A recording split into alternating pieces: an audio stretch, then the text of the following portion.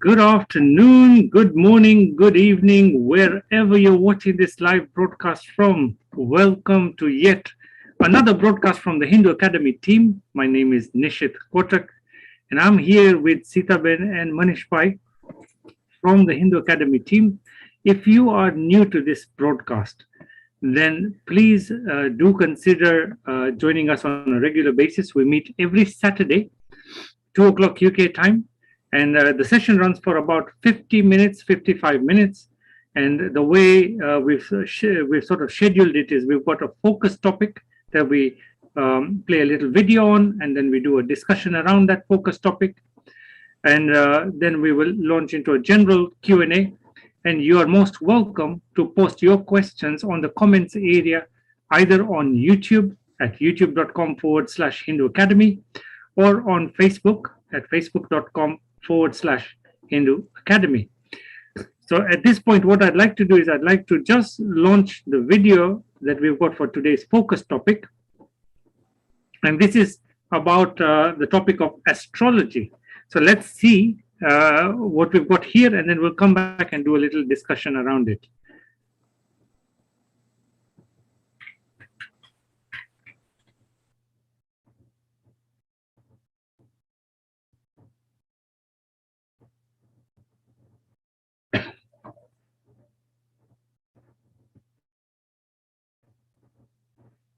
System's a little slow, but we're getting there.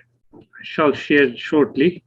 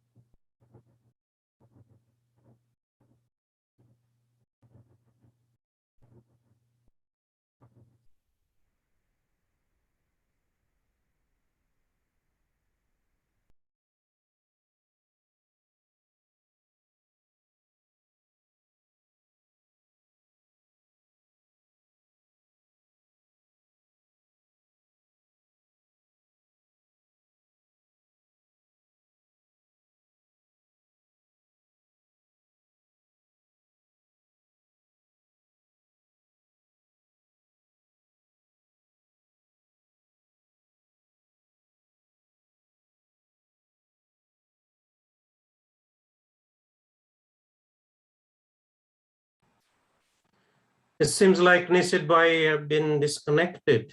I'll try and share it maybe. Give me a second.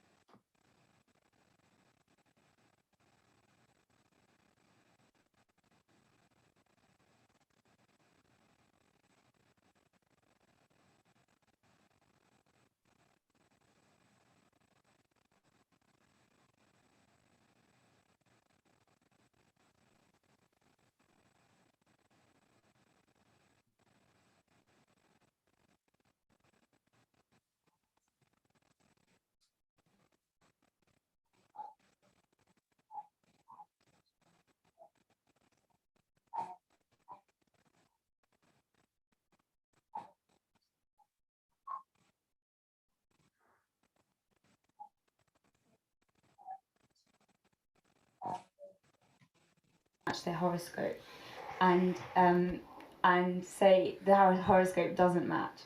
So what happens in that scenario? Do they just go with that and break off, or do they go against that and go with their will? I must lighten up, because this is getting heavy now. First, my answer is change your astrologer. So he will make sure your horoscopes match up. If you put enough money on top of the table, under the table, the horoscopes will match. I'm lightening up. It's a serious thing.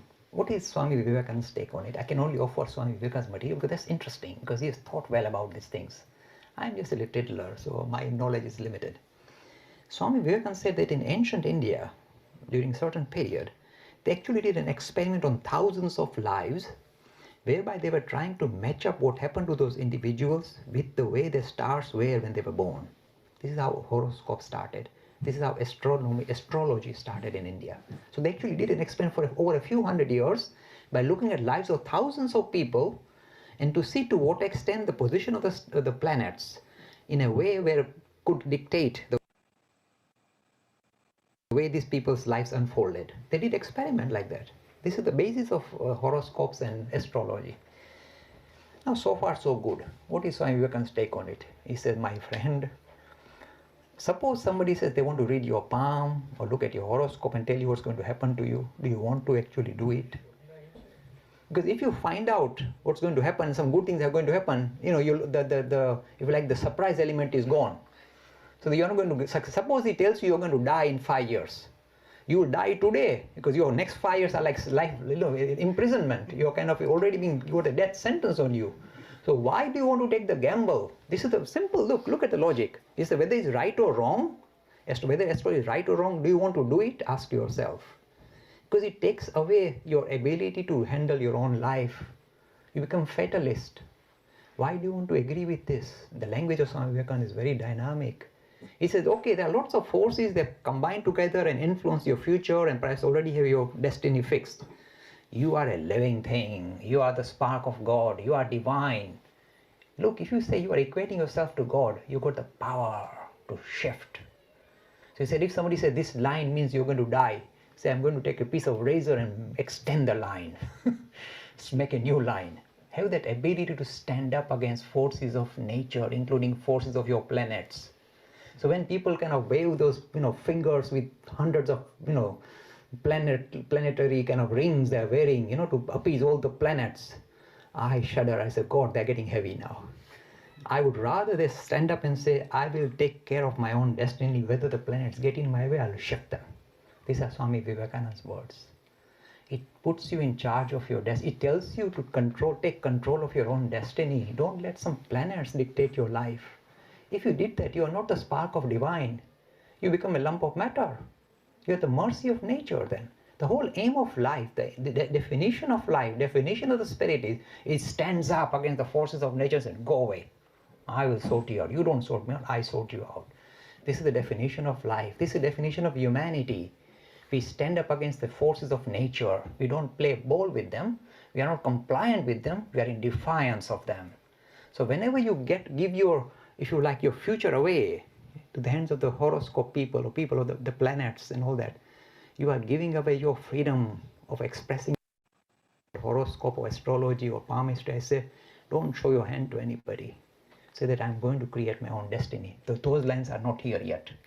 See the power. I'm going to produce them. They are not there yet. Then nobody will want to look at your palm because your thing is still being formed. It shows that you are standing up against nature. So my advice is stand up. Try and fashion your own destiny based on your own ability and have enough confidence in yourself, the spark of the divine, that you can achieve what you want to achieve. Not your planets. You will achieve it. Suppose in the process, suppose you still get it wrong and the planets win. So be it. But you fought a battle. You're not given up before you start. I thought you give up before you start. You already accepted defeat. So stand up. And even if you're going to be defeated, stand up, fight. Go fighting basically. That's what it's saying. Live like a brave warrior. Saying things are bad for me, never mind. I'll take it head on.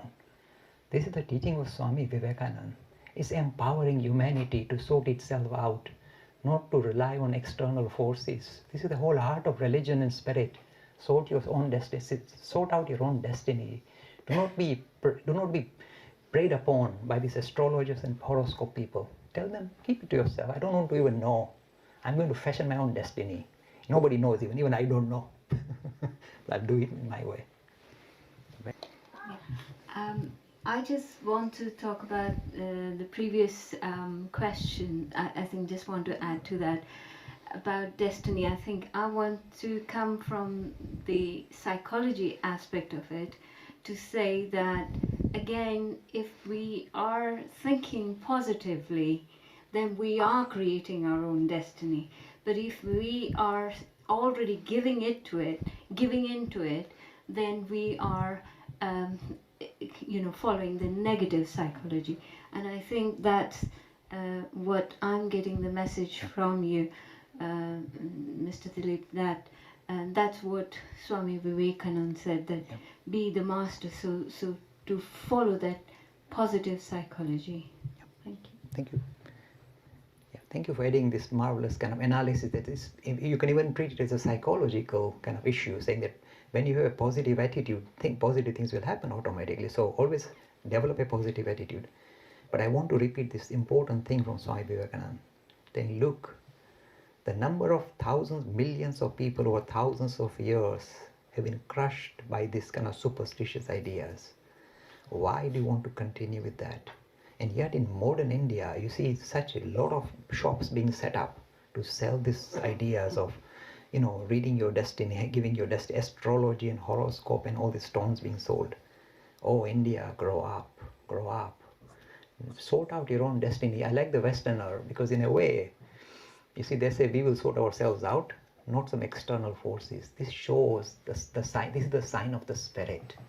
And Swami Vivekananda was always a man-making person. He was here to empower humanity, saying, stand on your own feet, my friends, and sort out your destiny. You don't need a God, external God, to sort you out. You are the spark of the divine. You sort yourself out. This is the changing phase of Hinduism suited to this age, empowering whole of humanity to resolve its issue using its own rational faculty and standing on its own feet and giving it full dignity. This is what we are kind of emphasizing.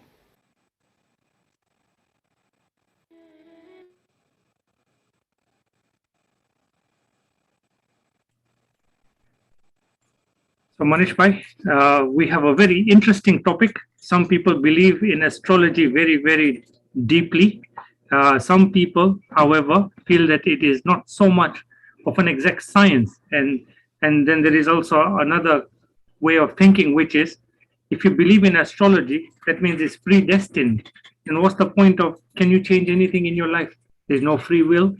So it's a very interesting topic, and I'm going to let Manish Bhai and Sitaben sort of delve a little deeper into this while I get the questions from the viewers online. Thank you, Nisid Bhai. Very interesting topic, and it's still, affecting Hindu society, and many traditionalist Hindus still subscribe to the idea that you should be, looking at horoscopes and all this. And the main issue come in marriages, as that girl was asking about, what if the horoscopes don't match? What am I going to face with? And this is a problem with many marriages, that, when deciding a marriage, parents would say, okay, let's match the Kundalini. And they try to match the horoscope, and sometimes they don't match. What would you do? And what about the marriages that where the horoscopes matched and then they failed and they divorced? Can we blame the astrologers to getting it wrong, or what happened there? So, Sitaben, could you please come in, explain, should we be, relying on astrology like this? As Dad did say in the video, it's best to just not even think about astrology. Don't get your horoscopes matched. Don't get your palm read. That's the best way to avoid any kind of speculation, any kind of what if, because remember, essentially, we are the spirit. That's the message of Swami Vivekananda, and that's what my dad was promoting for his whole life. You are the spirit. You are all powerful, even though you don't feel it or you don't think it. Remember that you are. And whenever you sort of come to any sort of major decision in your life and you think, oh, is it supposed to be this way? Is it not supposed to be? Don't think like that. Just think, you are the spirit. You do what your heart is telling you is the right thing to do. So it's probably best not to delve into horoscopes or astrology, trying to match, matchmaking that way, because as you say, it may well be wrong. It's not an exact science, and it's one of those things that's quite woolly. It's not like, this will definitely produce this result. And it also reminds me of, sometimes you get certain auspicious timings during the day. And it's always sort of baffled me, because how do you know what time zone you're operating from? Are you doing British summertime, British wintertime? Are you in India? Are you in Africa? So it doesn't make sense to me personally. I know that it means a lot to a lot of people, but maybe you want to do it for certain special occasions. But I think if you your life gets controlled by certain timings and, days and auspicious days, inauspicious days, then you won't be able to do anything in your life. You're kind of like rigid. And what kind of a life is that? So, as Dad was saying in the video, try not to think about it. Every moment in your life is auspicious. Just think like that. And that's the most sort of empowering thing we can do, I think.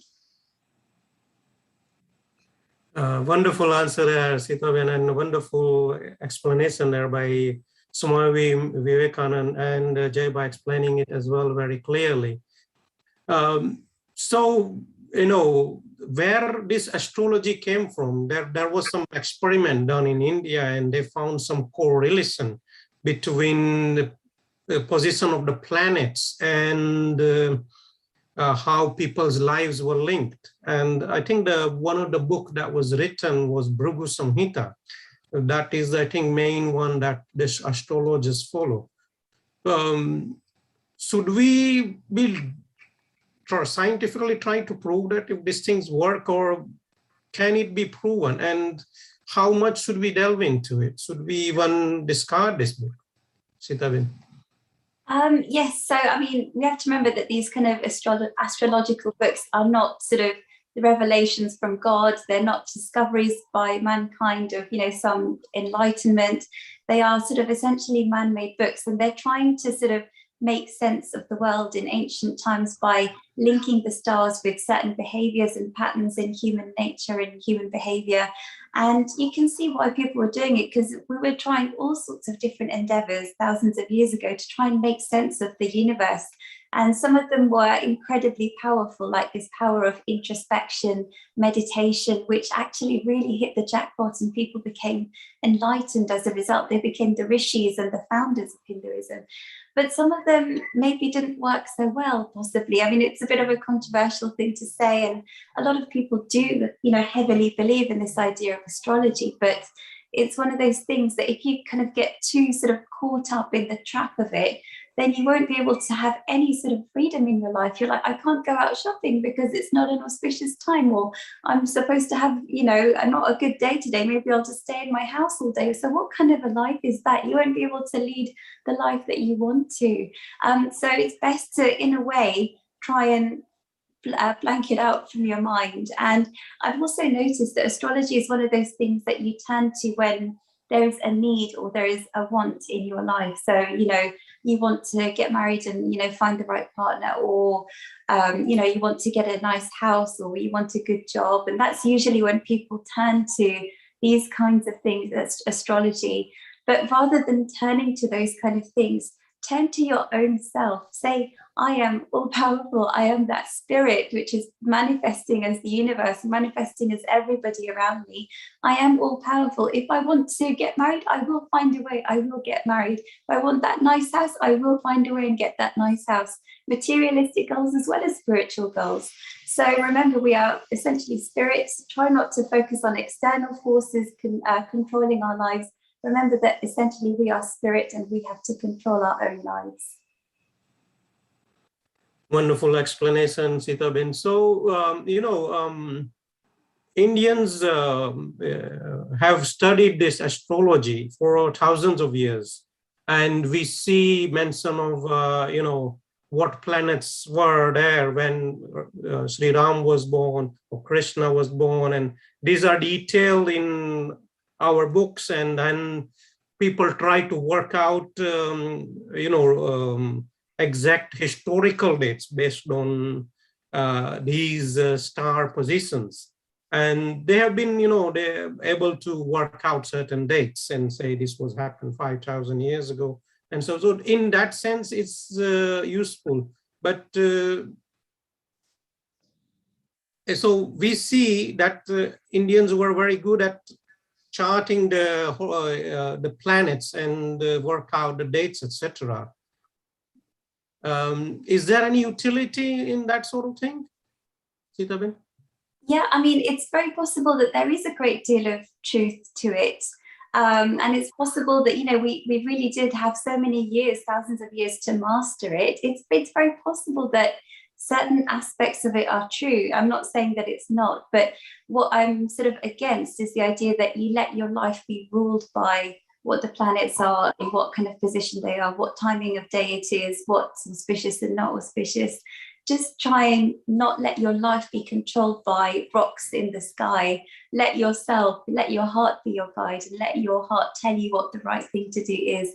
And that's a really empowering message. And there's a real need for it in India, because even in the UK, even on like certain Indian roads around in the UK, you see all these astrology shops popping up, and you see so many people who wear these kind of rocks on their fingers, on their rings, and they say, oh, this will bring me good luck and this will bring me this.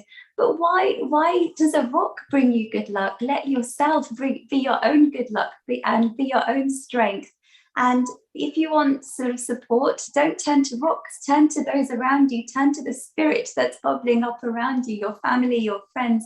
Talk to them and find ways to get support or good luck or whatever it is, rather than pieces of rock. So I think that's a really important message to get through. Yes, another thing that's very popular is this newspaper horoscopes, and even I read them, just to see what kind of day I will have. But it's just for fun to see, maybe will I have a good day or not, and is there anything interesting? Should we be paying much attention to this sort of thing? And because it's so generalized, it's written for everyone, let's say. So sometimes it's going to be true. Sometimes you feel, oh, that really happened. But can you, really rely on this sort of things? I mean, definitely not. I mean, it just sort of defies common sense. How many people are Sagittarius? Thousands of people, and they all have very, very different days. So you have to think logically, how can it be true? And often what I found is when, sometimes I read them just out of curiosity, they're very, very woolly in the way that they're written, so you can interpret it the way you want. And if you really want to believe in it, you will find something in your day which fits it, and you'll be like, oh yeah, see, that's right, because the horoscope said something really woolly, and I can manage to fit what happened to me in that day in that woolly sentence. So you have to be careful. Often they are extremely woolly, and you will, by probability, by chance, find some aspect of your day which fits it. And if you choose to believe it, you'll think, oh, it's true. So it's best in a way to try not to link your life into what some random horoscopes are saying. Just live your life to the fullest and, interact with the spirit around you, essentially, which is in everyone. Wonderful explanation there, Sitaben. So, what happened? My brother was told that he would not pass GCSE, SSC in India. And, he didn't believe that. One of the Pandit or Brahmin, he said that. And he didn't believe that because he knew he was clever enough. And sure enough, he passed the flying colors, and then he went on to become an engineer. And we say, where was the Brahmin was getting the palm reading from? And what was he reading? So, and when we look at what is the purpose behind these people, trying to say these things to people, they're trying to trying to make their own gains by saying these things. Why do some pundits say things like this? Yeah, I mean, this is the thing, because there may be some kind of science to it, but there's also, I mean, unfortunately, this is part of human nature, is that people want to sort of take advantage of others who are sort of feeling vulnerable, and you tend to go to horoscopes and astrology if you're not feeling sort of complete in yourself. If you're living a full and complete life, then, you know, what is the need for a horoscope? I've got everything that I need and I want. But a lot of people go to horoscopes because they feel like, I really want this to happen. I really need this. I really need that. And unfortunately, there are people who will take advantage of that, and for money or for whatever, fame or whatever, they will dish out horoscopes which may not be true. And it's very, very damaging and dangerous. So we have to be extremely careful about these kinds of people. You don't know who is a charlatan and who isn't. And there may be people who are genuinely doing it because they want to help. But there are also a lot of people who are out there for money and gain and fame, and they're doing it for their own benefit. And by doing that, they are hurting you. So in a way, it's best to sort of avoid that kind of thing and just sort of shift the emphasis away from, you know, letting external forces dictate your life, essentially.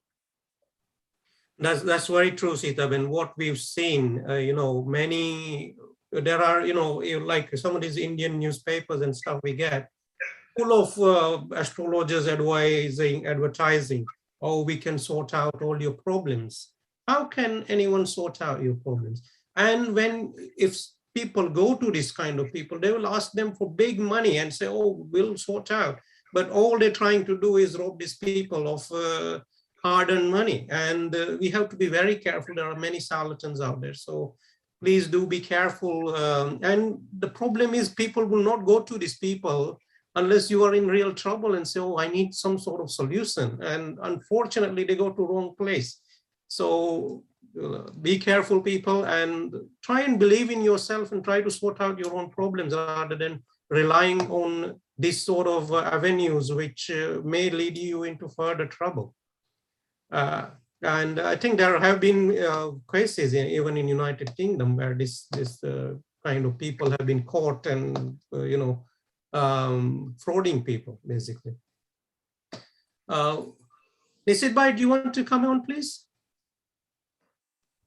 So I think to conclude the topic, it seems like astrology is certainly something that helps people. It's one of the enduring kind of beliefs people have for thousands, well, maybe thousands of years. And people like to think it gives them a sense of comfort that, you know, if I do this, then it'll influence this, that, and the other. It's just maybe it's a psychological prop for yourself.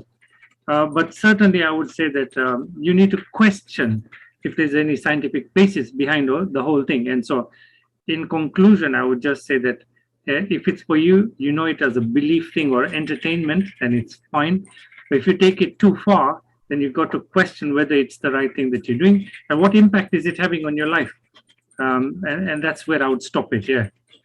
And of course, you know, there are many things for it, like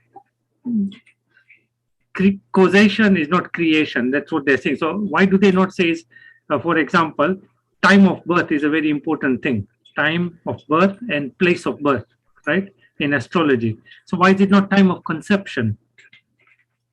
So there are so many arguments we can have around this topic, and the scientific arguments, there's, you know, logical or illogical arguments are for and against it. But for me, I take it as an entertainment sort of topic, and I leave it at that. When that's a good way of treating it. That's a wonderful conclusion there. We take first question from viewer. He's asked, it's Review TV, saying, can you suggest me one book that explains Hinduism in detail? Sitaben. I mean, if you really want to go in detail, I suggest sort of looking at the complete works of Swami Vivekananda. That's everything you need to know about religion, and it's in English, in the modern language. You don't need to go back into the archives and read Sanskrit and try and decipher all the aphorisms. You've got somebody in English explaining from their own personal experience what Hinduism, what religion and spirituality is all about. And it's an extremely powerful book. It's very, sort of concentrated version of Hinduism. But that's really a very detailed sort of description of what Hinduism is really all about. Yes, I would agree with that. Complete works of Vivekananda is the wonderful source of knowledge. And if you want to watch some videos, we've got Hinduism Basic Series. There's 10 videos, Jay Baidan, which can start you off in the right direction, and then maybe you can take on further. And if you were interested in Upanishads, there is some very nice videos by Jay Bai, and Swami Sarvapriyananda is doing nice long videos explaining Upanishads in great detail. So you may want to check those out as well. So internet, YouTube is a great resource there as well. If you are short of time and don't want to read all those pages, that's there as well. Same question, he's asking, explain Vedas and Puranas in detail. Is again, we can't do that in this sort of forum where we are limited in time. And there are many videos made on that. And Jay Bai has also, answered many questions about Upanishads and Vedas and Puranas. So please check our Hindu Academy YouTube channel, and there is some great videos done by Swami Sarvapriyananda as well. So if you search in YouTube, Swami Sarvapriyananda, and particular Upanishads, I think you will get some wonderful videos. Same with Hindu Academy. If you type Hindu Academy in YouTube and whatever your question is, then you should come up with that video that help you. Hope that answers your question. Dhaval Nai is saying astrology is a later invention influenced by Greeks and Romans. It wasn't in the original Hinduism.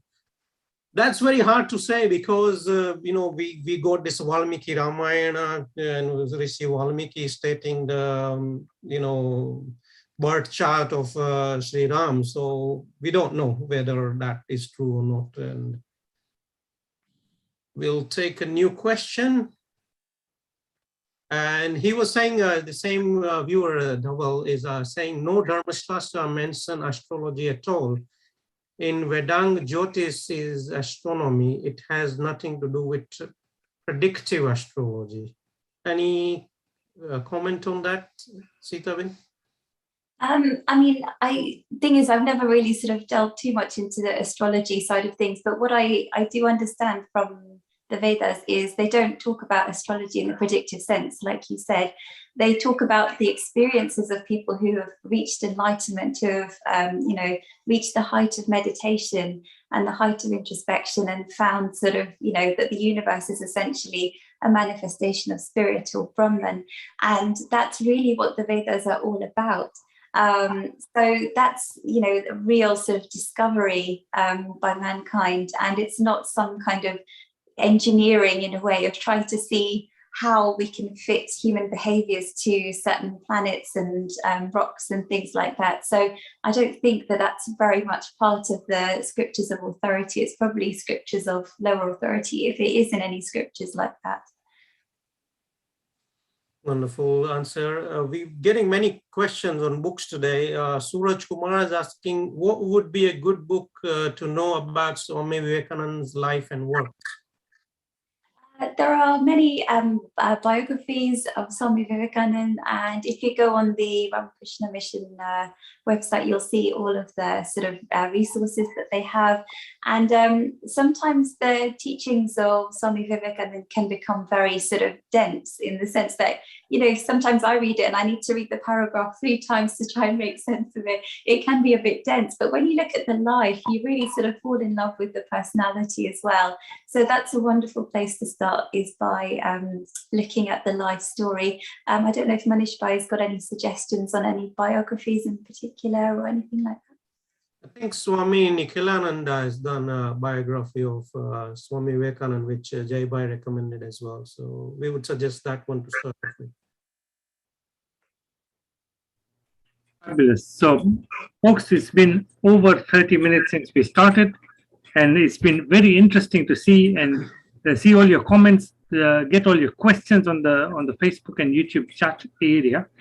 Because we've got a number of questions, specifically there was one from KG. I want to share some of the resources that are available for you when you visit our website. So first, we've got our website at hindu-academy.com. That's hindu-academy.com. Over here, you can do a number of things. One, you can download the 2 books on Hinduism that we have available freely for you.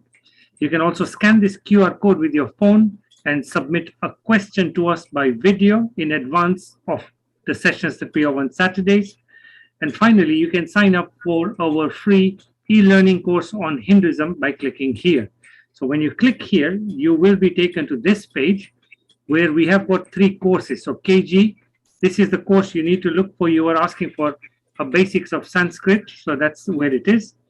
But the main course we've got is this one, Basics of Hinduism course.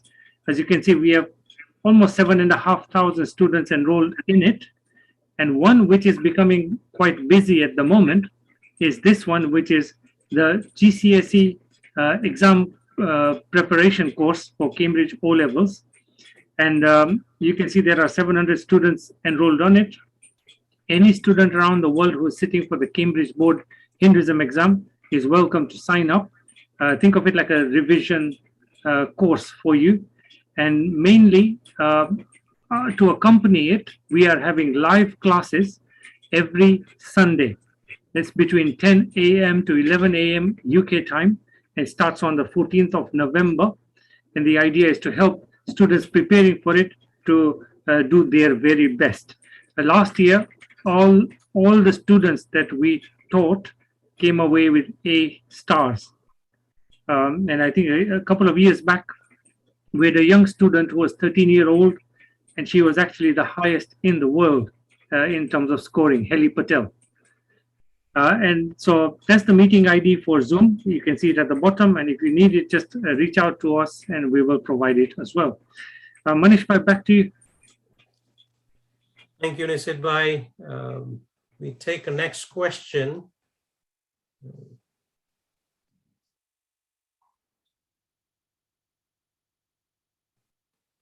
Sorry, I'm struggling with this.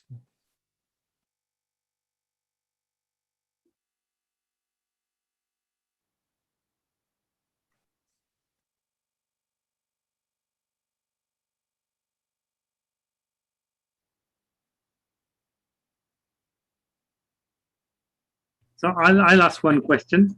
Sure. So we have a question from Sairaj Anavikar. And the question is, we consider Ramayana as Itihas, but in Ramayana, it is mentioned that Guru Vashishta was a mind-born son of Brahma. That seems a little bit of exaggeration. But what's the meaning of being a mind-born son of Brahma? So what was it? Mind-born son of Solas. Oh gosh, okay. I mean, the term, Ramayana is called Itihas because, you know, Hindus do believe that there is some historical foundation to the story of Ram, because the fact that, you know, he was able to influence the Hindu mind for thousands of years suggests the possibility that it was a real person who walked the earth called Ram. And this is the thing, though. Sometimes a lot of mythology gets interwoven into the story of Ram, the story of Krishna, all of that. So we have to sort of think of it in a sort of logical way, and you get these kinds of, you know, claims that, you know, he is this person is the mind-born son of this deity and all of that. We have to be sort of careful. I mean, you know, it's very easy to get sort of swept up in devotion and say, yes, it's all true. But then it's up to you, because we are not here to say what is true and what isn't. You decide, do you think that it's true? Do you really think that he is the mind-born son? It's up to you to decide. So we are all essentially, you know, all-powerful spirit. We need to decide for ourselves what is true and what isn't. But we have to make sure that we sort of stay with a level head when we look at these wonderful stories.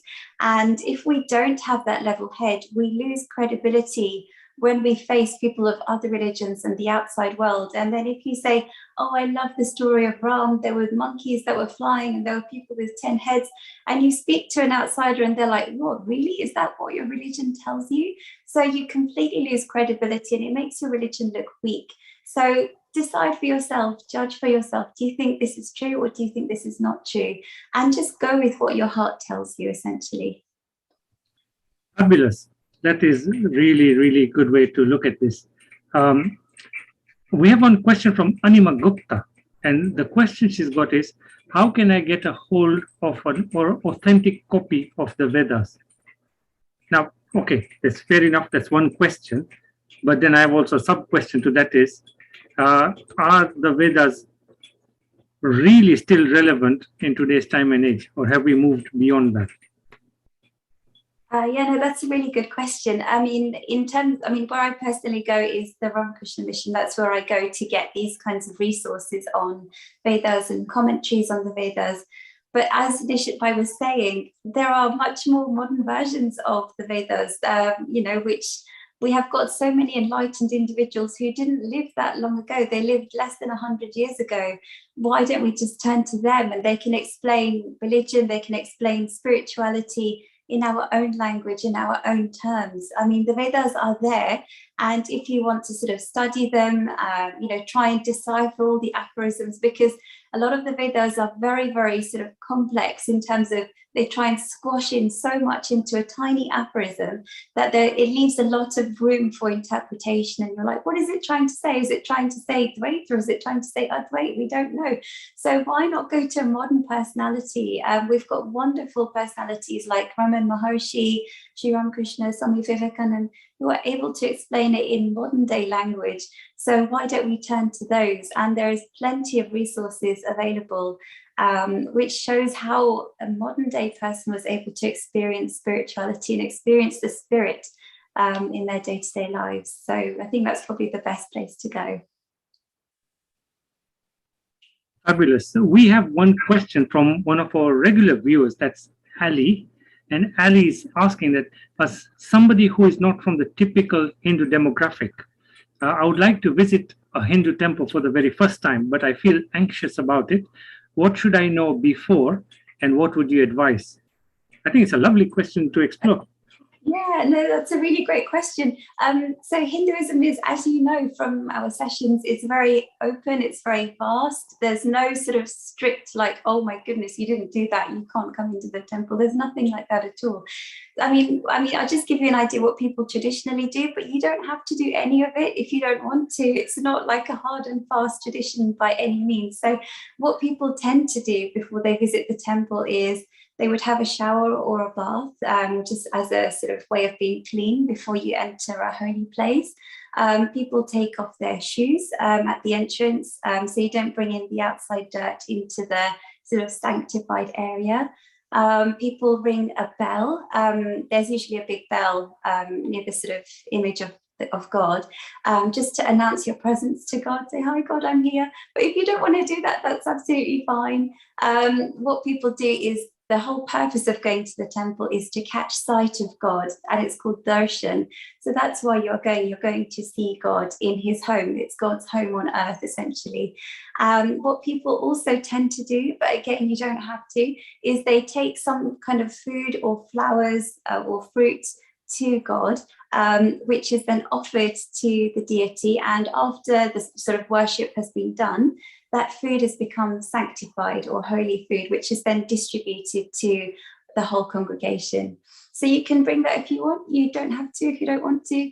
And another thing that people tend to do is there is like a central shrine, which is called a Garbha Griha, which is at the inner sort of chamber of the temple, which houses the main deity. So it could be a Krishna temple or Ram temple or Mother Goddess temple.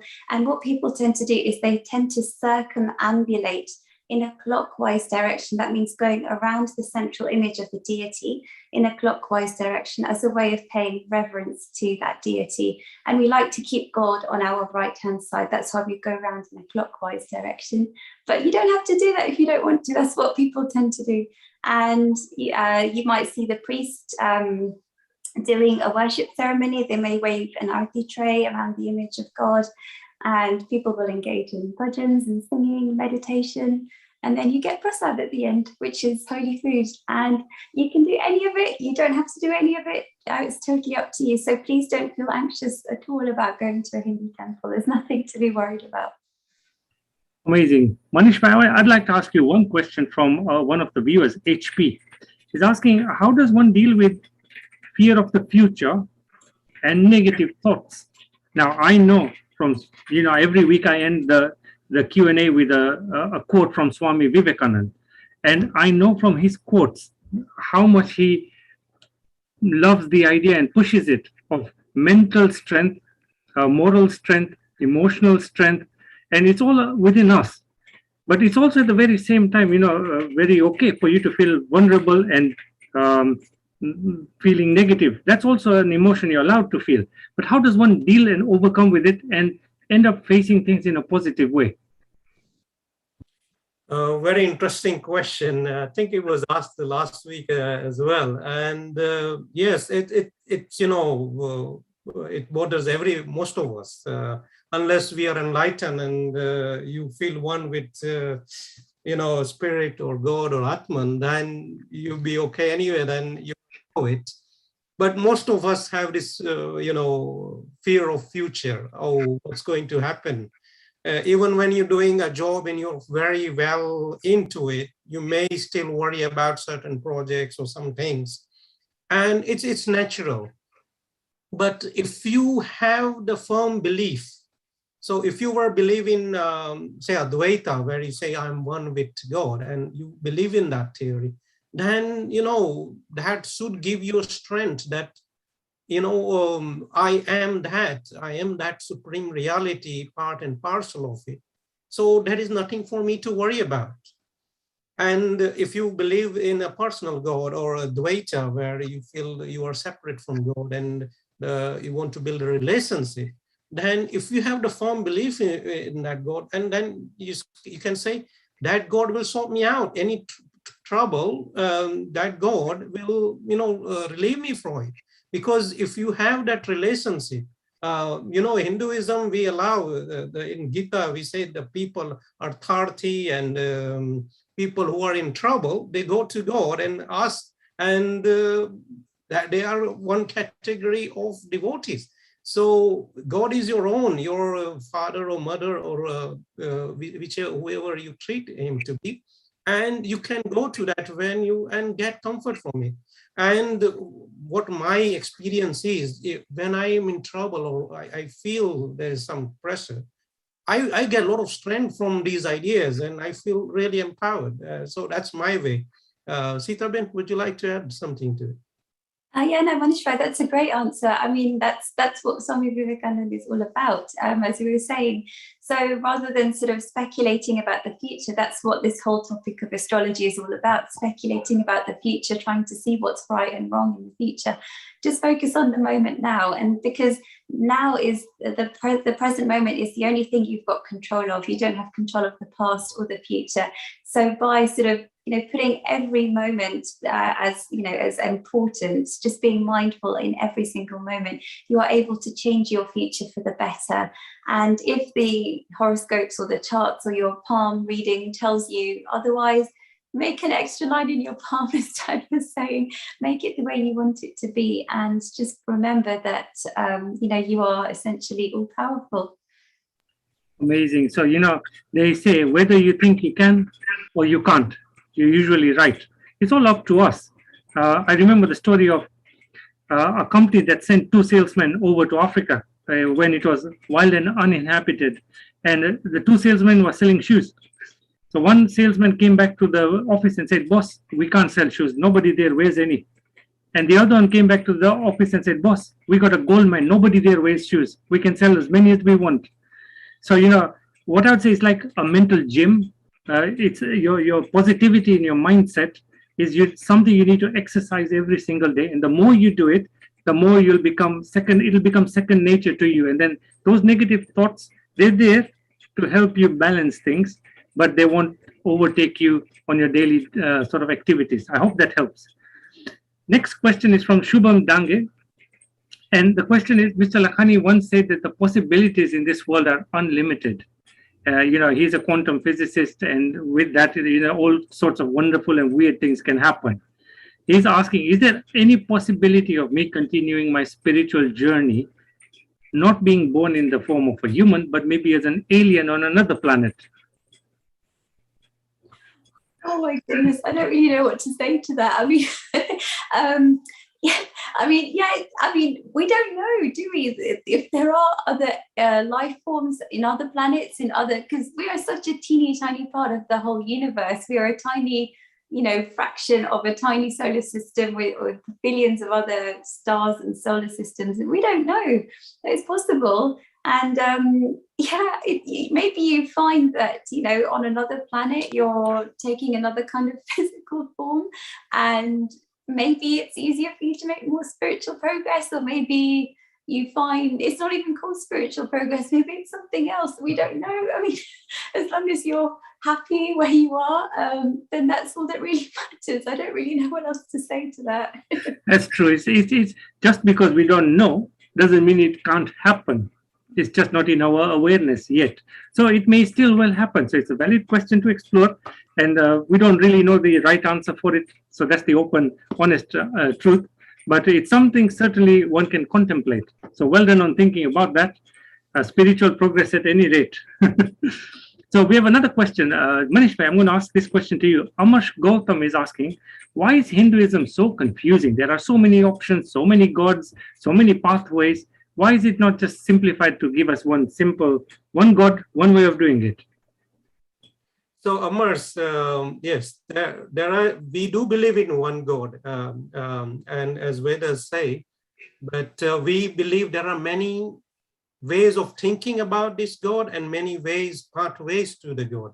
So it's not like we have many gods, we have many ways to relate to that God. So, as you have asked, another question is who is the ultimate God of Shiva, Krishna, or Durga? They are all valid ways of thinking about God.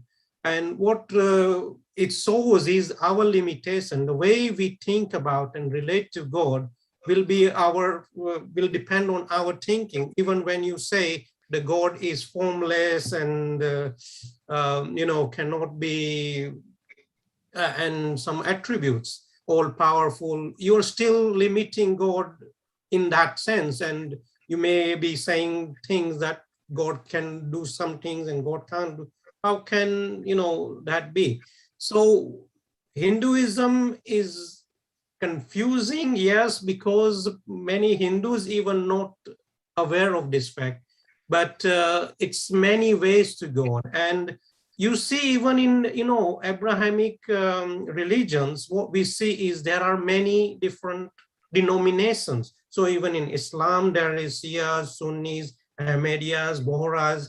Even in Christianity, there are 200 denominations. There's Jehovah's Witness. So everyone's thinking in their own way and try to relate to God in order.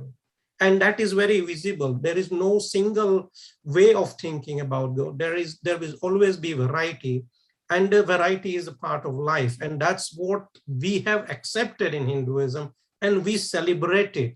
And that's why we have so many wonderful images, wonderful way of thinking about God. And we love that. And that gives you freedom. So if you want to think about God as a mother and mother goddess, go for it. So that's the beauty for it. It's not a weak point of Hinduism. It's a very strong point. And if we think like that, it's actually and accept that there are many ways, then we stop fighting in the name of religion and just say, okay, follow my own path and try to reach to the destination. Fabulous. Sitaben, I have one question for you, which is from Ajay. It's related to Jay-bhai, so that's why I'm asking you. So we all know that Hinduism is different from other religions because it is well known for promoting the journey to look inwards rather than look outwards. And Jay-bhai always used to promote meditation as one of the things that is good. And he also sometimes shared stories about how he had some spiritual experiences when he meditated. So Ajay wants to know, did Jay-bhai ever think about joining the RK mission to be a monk? And how did it change him once, being close to him, you would maybe understand it. Once he realized that spiritual experience that he found in meditation, did it change him as a person? Did he meditate daily? People are still curious. Yeah, it's a really interesting topic. And What actually, from what Dad has told me of his younger days, is that he was actually studying quantum mechanics at master's level at Imperial College.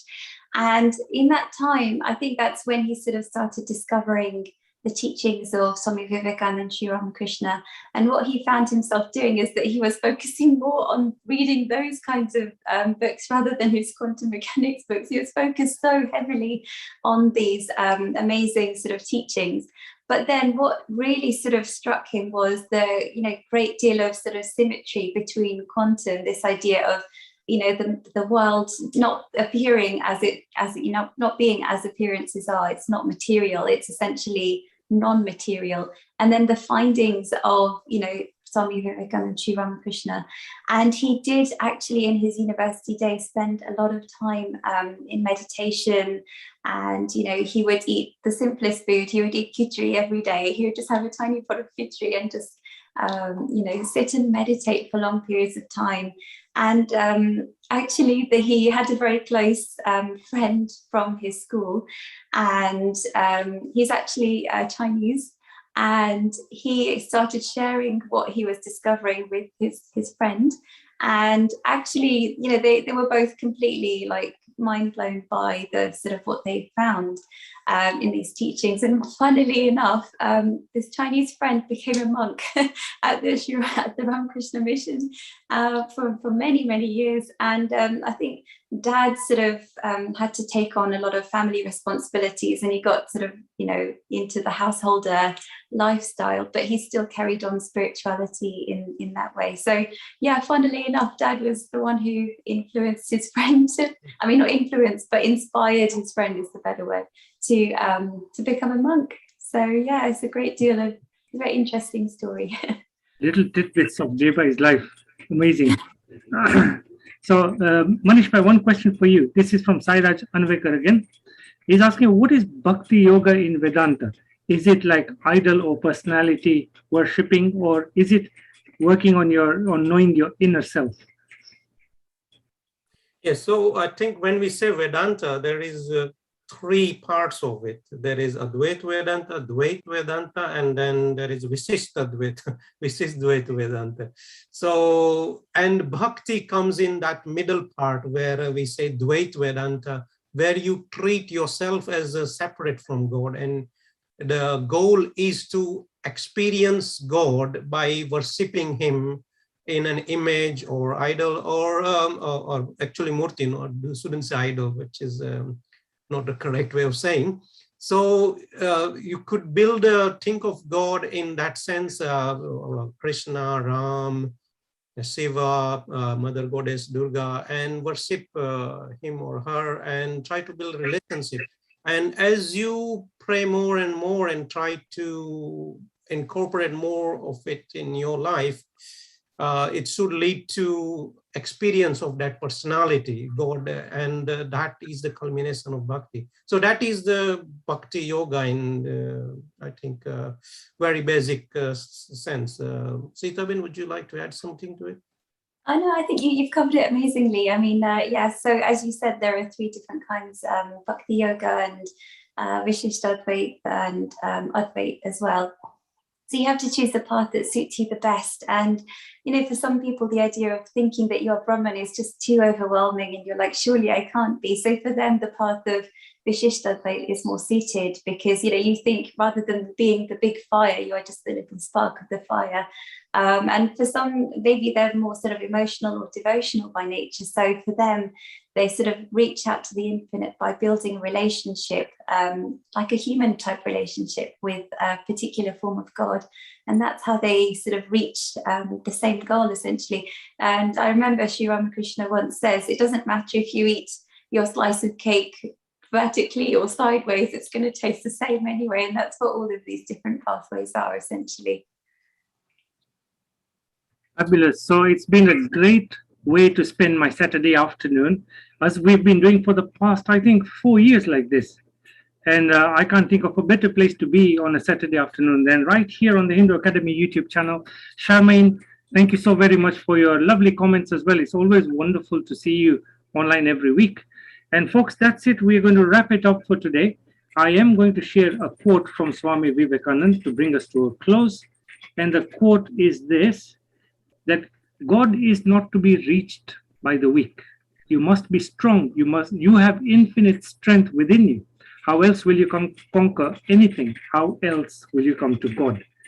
So this is just to boost up anybody who's feeling a little bit low, that, this is the way to do things. So be strong, be positive, have a great week ahead. And we look forward to seeing you next week, Saturday. We will touch upon something to do with Diwali and the New Year. I'll bring my team on board so we can just say bye-bye. And there we go. Thank you so much, Sitaben and Manish Bhai, for hosting all the questions and doing your very best to answer them. And people are very happy with some of the answers you've given. So we'll see you all next week. Thank you. Thank you. Thank you, Nishit.